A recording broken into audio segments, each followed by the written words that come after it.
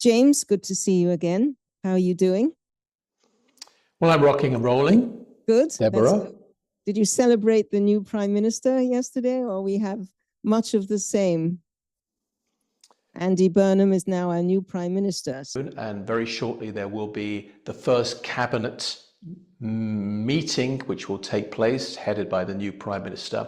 A lot of people are still asking exactly why a general election is not being called at this point, because of course, if the new prime minister, Andy Burnham, does not keep to the original manifesto from 2 years ago, then that should say that there should be a brand new general election, because then you are ruling on behalf of all the support that those people reckon that you can do that job. Some others are saying it's just a rearranging of the deck chairs on the Titanic or on the ship, on the carrier, and it's exactly the same. But we wait to see. Well, there have been some changes. I mean, I think as far as Israel goes, their foreign secretary, the Secretary of State, David Lammy, is out, which is good news for Israel, we think. It's hard to know with Miliband. We'll get to him in a minute. But David Lammy stopped the defense to Israel. Not that England gives much defense to Israel. I think they need more defense from Israel than we need from them. But he was also very pro a Palestinian state. And he didn't really benefit Israel, I don't think, in any way. He was a very pro-Palestinian minister, as are some of the others. And the Home Secretary, who's still in, Mahmoud, Shabana Mahmoud, is also a pro-Palestinian and very pro the BDS stance. I don't think she's ever changed from that, although she was anti-Hamas with what they did. But nonetheless, she is, anti-Israel in her BDS stance, and we still have her, even though David Lammy has disappeared. So how do you see Edward Miliband, the new Secretary of State? Do you think he will? I mean, he says he's pro-Israel, but he's actually always abstained from voting for Israel. He's never actually voted on any issue for Israel. So it's hard to know what he will do, I think. What's your opinion?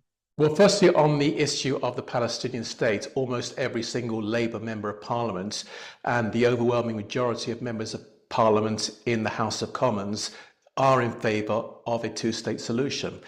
You have to understand that they don't have the time, or they're not willing to go ahead and look back in the history. And if you explain to them that Palestinian Arabs have been offered a state, let's see now, from the time of the San Marino Conference, and then the Peel Commission, and then of course the 1947 UN partition plan, and then after the 1967 war, and then of course right up to the 21st century, the year 2000 and 2007 and 2008, they were specifically offered a Palestinian state, and each time they turned it down for various reasons. Sadly, many members of Parliament do not know the history, they're unaware of it, and it's very trendy to say that yes, of course we support a two-state solution, because that seems to be the fairest option, and there'll be peace, and we'll all be singing and celebratory songs, and then it's everything will be okay from that point of view. But obviously there's a reason why that hasn't happened.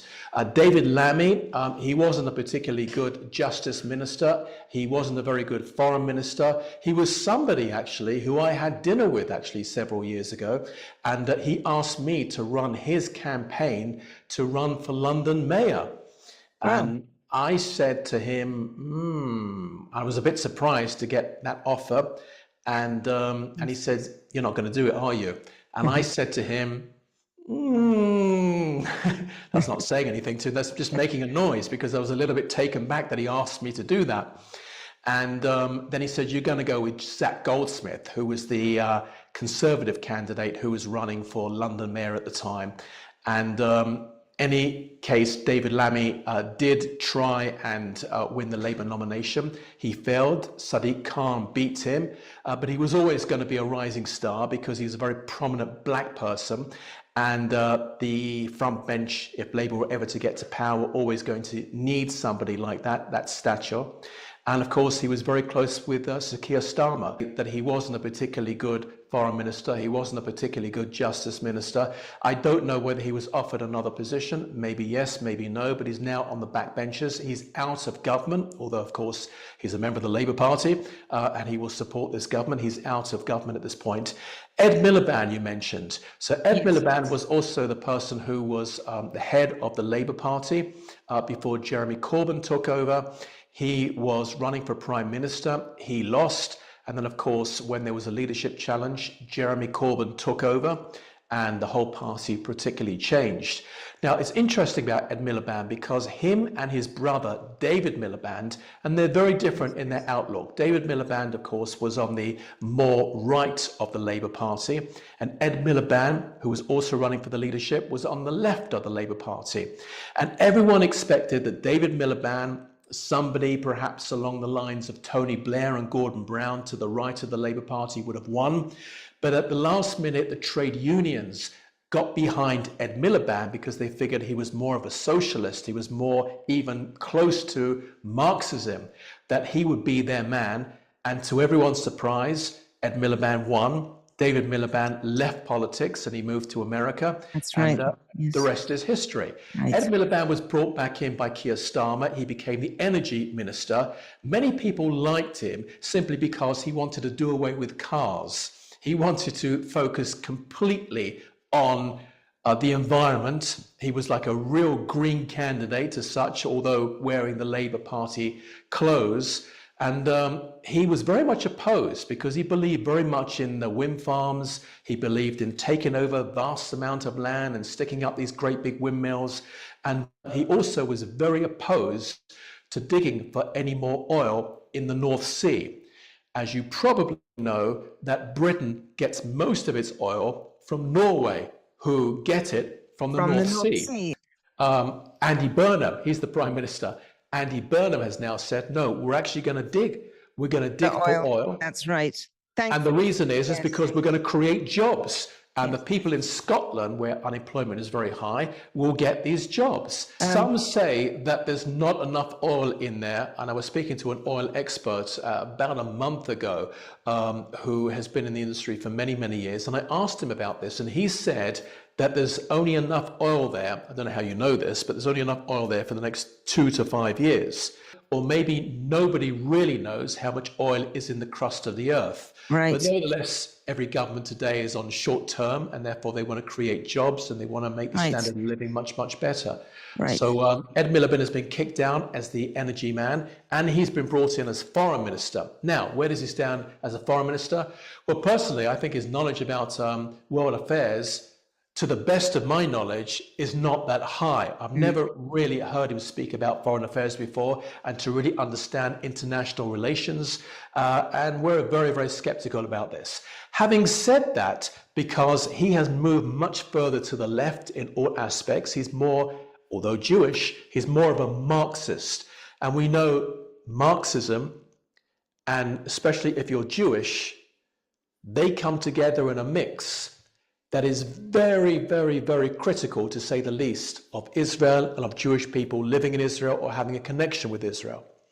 So it remains to be seen what he will say or do. Now, having said that, there was a man many, many years ago in the Ronald Reagan administration called George Shultz. And when George Shultz was given the position in that Reagan government, a lot of Jewish people around the world actually thought that he was going to be a disaster and he was going to be really, really bad for Israel. In fact, it turned out to be the opposite, that he was very, very, very supportive of Israel and a great friend of Israel. So you never really know until that person gets his feet under the desk. But nevertheless, my inclination is, I was just going to finally add that my inclination is that with so many Labour backbenchers on the left, he will be influenced by that, and he will be extremely critical of Israel. And of course, Jeremy Corbyn is calling for sanctions and everything to be cut off between Britain and Israel. He probably won't go that far, of course, but he will certainly be very, very critical of Israel. Right. And I think if we look at the precedent here for environmentalists like Greta Thunberg, who's a nobody really, but these green people tend to become very left-wing and very pro-Palestine and very anti-Israel. When they switch from the environment, they don't go anywhere central, they go very left. That this administration is going to be maybe even more left-wing and more towards communism. And Andy Burnham, I think, is a little more left-wing than Keir Starmer. Well, firstly, Andy Burnham is a socialist, and everyone knows that in the United Kingdom. His view on everything is socialism. But Andy Burnham is a well-known socialist. Ed Miliband is a well-known socialist. But they will get things done because many of their members of parliament are socialists.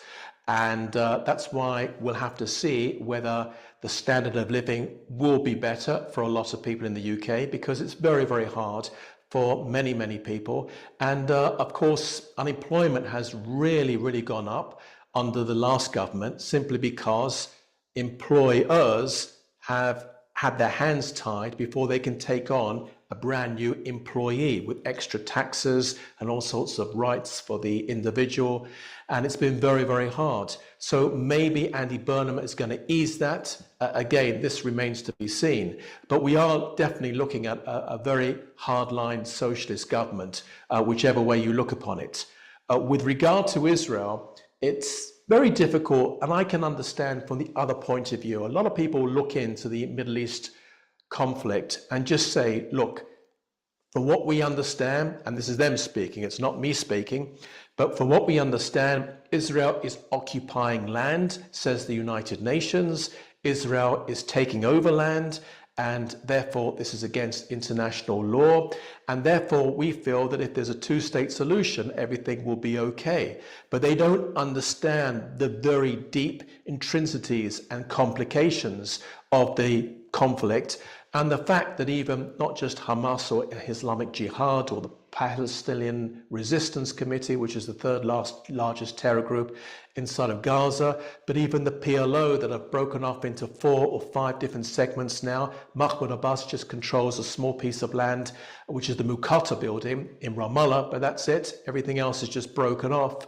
They don't seem to understand that the main issue with the conflict is the Palestinians object to not just Israel being a Jewish state, because they've openly said that, they object to Israel being there. And they feel that Israel should not be there. That is the essence of the conflict. And you have to explain this to people, but those people don't have the time to listen in a day where we just get our quick news briefs within 10, 15 seconds max. And right. That's why a lot of people just don't understand the conflict. So well, when not people just that, but when they say that this goes against international law, that's absolute nonsense. Because if you look at international law, Israel legitimately got the right to stay there.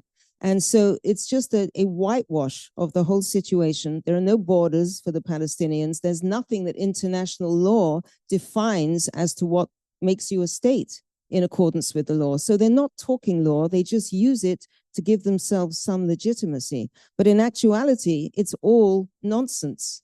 Israel has every right to be there. We do it legitimately through international law, and the Palestinians have no state rights whatsoever. They don't even have any borders.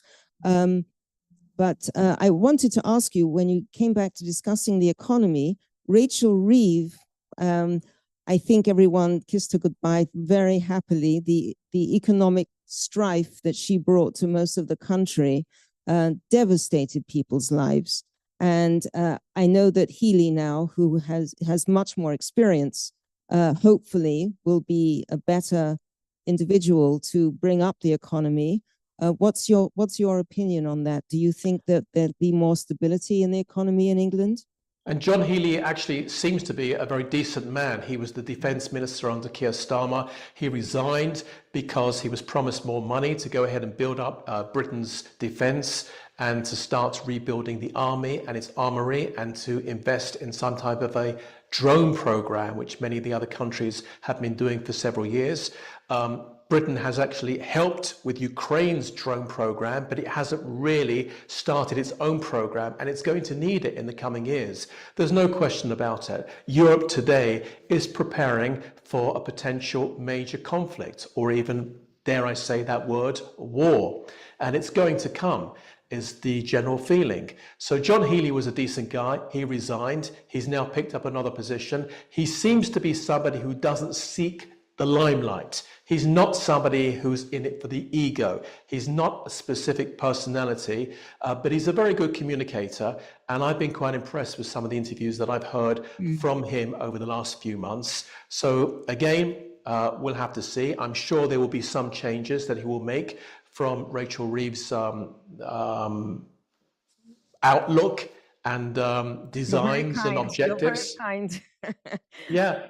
She apparently was offered the defense ministry actually and turned it down. Probably the right decision to be made. Sky News reported that, and they had some insiders that said that that's what she was offered. But Wes Streeting took that position. Do you think he's a better person for that? Well, some say that Wes Streeting was actually doing an okay job as health minister because waiting lists were going down under his leadership. However, the argument against that was they were only going down very slightly, and it was because that NHS doctors and surgeries and hospitals were now working weekends as opposed to just Monday to Friday. So it depends how you view the figures and from which side of the spectrum that you're looking at it inside. But nevertheless, Wes Streeting seemed to do the good talking, and he was very confident. He was somebody, of course, who believed that he was going to become the next prime minister. He was somebody who was up for the job. He resigned. He was the one who kicked this whole thing off. He resigned from Sir Keir Starmer's government, and he went to see him the next day or 2 days later to say that I'm going to challenge you. And then came along Andy Burnham. And Andy Burnham and him obviously had a telephone conversation. He said, I can't guarantee you what I'm going to offer you at this point, but if you will step aside and just allow me to come in, which is clearly what took place on the and that telephone conversation, of which he did so, maybe there'd be a position for you. So now he has got that position. One questions as to how much he understands about defense. Of course, you can always learn these things on the job. You can get loads and loads of briefings. You can actually put in 16 hours a day. Let's see what he's going to do. But he's got a lot of work to, he's got to actually push for that budget. He's got to get more money. He's got to build this drone program, recruit new recruits for the British Army and the Navy and the Air Force, and start rebuilding planes in the Air Force. I mean, that's a huge task. It is. It is. So you mentioned earlier, and maybe this will be my last question until next time, which I hope we'll have an update again soon. But you mentioned earlier on that the Labour Party will stay for as long as they follow their manifesto. Would you like to briefly just tell us exactly what that manifesto is? Well, that's going to be a difficult one because the manifesto that was actually started off by Keir Starmer, they made at least 22 U-turns. And the reason why they made those U-turns, for example, cutting back the pensioners' winter fuel allowance, that was one of them. There was another one with regard to new employees into companies who were going to have rights from day one. That was another U-turn. And there have been so many others along the way, so some of them quite outrageous. So nobody really understands exactly what the manifesto was. The general thing, of course, is to create more jobs and to get the economy going and to get everyone happy.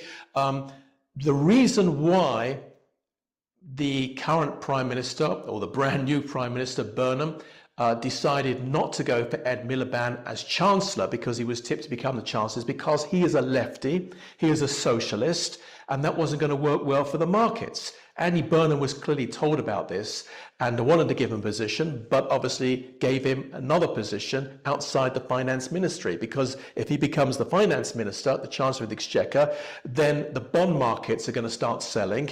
The mortgage rate may go up by the Bank of England. And also, so he's taking that into account. So really, it's literally about how the economy is going to fall.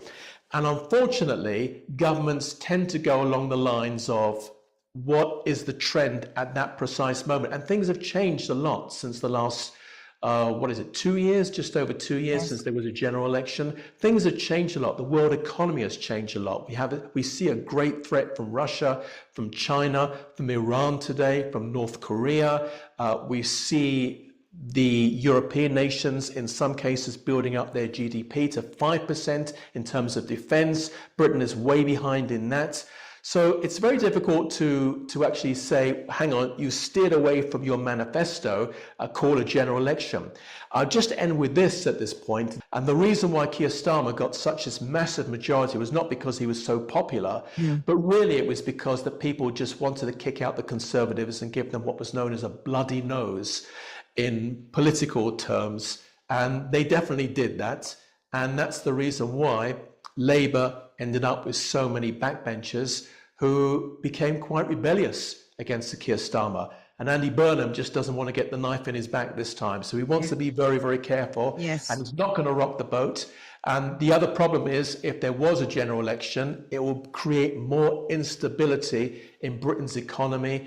And Britain right now is a bit of a laughing stock for 7 prime ministers in the last 10 years. Wow. So perhaps it wants to just steady the ship, steady the boat for the next 2 years. All right. Well, let's see how we go.